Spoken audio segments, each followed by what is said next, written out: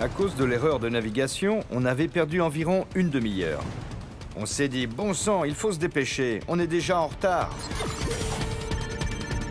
Mais à cette heure-ci, le gros des forces est déjà à portée des tirs ennemis.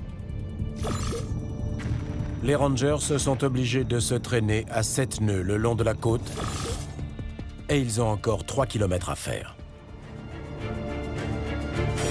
Mais le plan, lui, se poursuit comme prévu.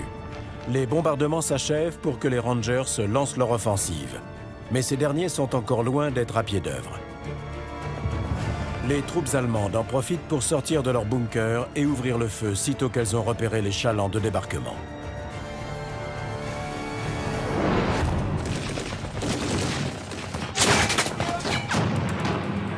Au fur et à mesure qu'on avançait, les Allemands surgissaient le long des falaises et ils nous tiraient dessus. Dans l'armée, il y a un dicton. Aucun plan ne résiste au premier contact avec l'ennemi. Et dès le départ, les Américains ont été désavantagés. Les Allemands avaient toutes les cartes en main. Ils tiraient depuis un endroit stable qui surplombait l'ennemi. Et ils avaient la meilleure mitrailleuse de la Deuxième Guerre mondiale.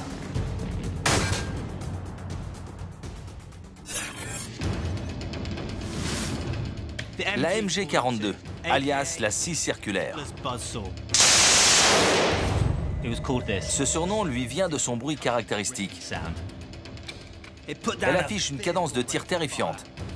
Elle est approvisionnée par bande et elle tire des balles de 7,92. Cette arme, qui terrifiait les Alliés, a une portée pratique d'1 kilomètre.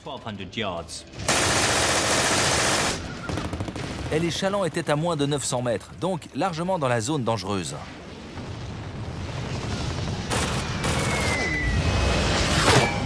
Il faut une seconde pour qu'une balle couvre cette distance. Et pendant cette seconde, l'arme en a déjà tiré 20 de plus. Quel cauchemar. Je me souviens des premiers impacts de balles contre notre chaland.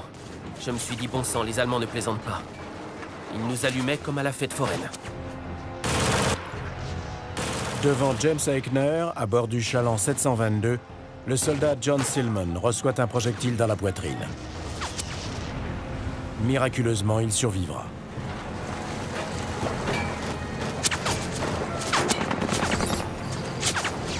On écopait, on vomissait et on évitait les balles, tous en même temps. Les Allemands étaient dans une situation idéale pour se défendre. Ils voyaient bien la mer et la plage, et les falaises les protégeaient. Ils ont dû se dire que personne ne pouvait les déloger.